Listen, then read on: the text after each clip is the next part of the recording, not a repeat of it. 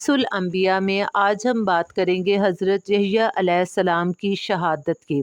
हज़रत यहया अलैहिस्सलाम को यहूदियों ने बिला वजह शहीद कर दिया। आखिर यहूदियों ने हज़रत यहया अलैहिस्सलाम को क्यों शहीद किया? और आज से 5000 साल पहले जब यहया अलैहिस्सलाम का सर मुबारक एक गार से मिला तो उसकी क्या हालत थी? हज़रत यहया अलैहिस्सलाम हज़रत ज़िक्रिया अलैहिस्सलाम के बुढ़ापे की औलाद थी। हज़रत यहया अलैहिस्सलाम को बचपन में ही अल्लाह ताला ने नबूवत से सरफराज फरमा दिया था।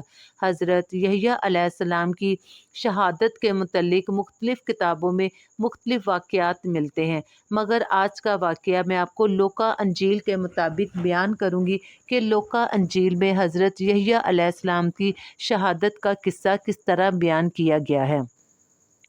यहूदियों का बादशाह हेरोद एक अय्याश शख्स था। इसकी वजह से पूरे बनी इसराइल में फ़स्क़ फ़जूर फैल रहा था। बादशाह ने अपने हकीकी भाई फ़िलिप की बीवी को बग़ैर निकाह के अपने घर में रखा हुआ था, यानी कि उसे दाश्ता बनाया हुआ था। हज़रत यहया अलैहिस्सलाम चूँकि नबी वक़्त थे और दावत हक़ का काम सर अंजाम देते थे, इसलिए आपने बादशाह की इस हरकत के ख़िलाफ़ आवाज़ बुलंद कर दी, जिसकी वजह से यहया अलैहिस्सलाम को गिरफ्तार कर लिया गया और जेल खाने में डाल दिया गया। बादशाह ने यहया अलैहिस्सलाम को कैद तो कर दिया था, मगर वो डरता भी था, क्योंकि वो जानता था कि आप अल्लाह ताला के नेक और सच्चे नबी हैं। बनी इसराइल हज़रत यहया अलैहिस्सलाम का बेहद एहतराम व इज़्ज़त करते थे।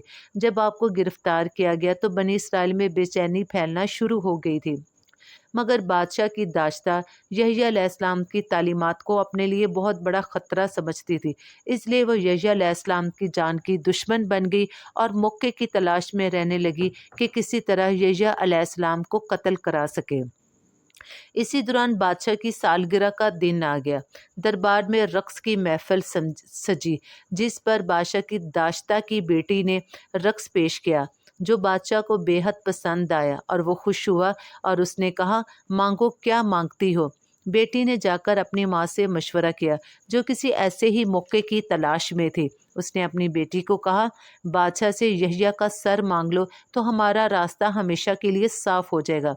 बेटी बादशाह के सामने आई, सर झुकाया और कहा, मुझे यहया का सर काटकर थाल में डालकर दे दे।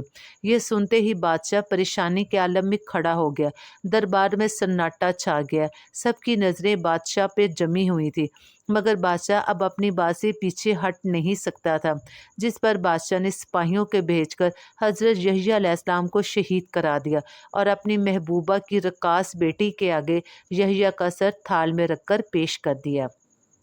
रिवायतों में आता है कि जब यहया अलैहिस्सलाम को शहीद किया गया तो आसमान से खून की बारिश शुरू हो गई। सूरज का रंग सुर्ख हो गया। यहया अलैहिस्सलाम के कटे हुए सर से खून के कतरे ज़मीन पे गिरे तो ज़मीन जोश मारने लगी। बनी इसराइल के लोगों ने इन कतरों को दबाने और साफ़ करने की बहुत कोशिश की, मगर वो दबा ना सके। फिर अल्लाह ताला ने बनी इसराइल के इस गुनाह अजीम पर उन पर अपना कहर नाजिल कर दिया।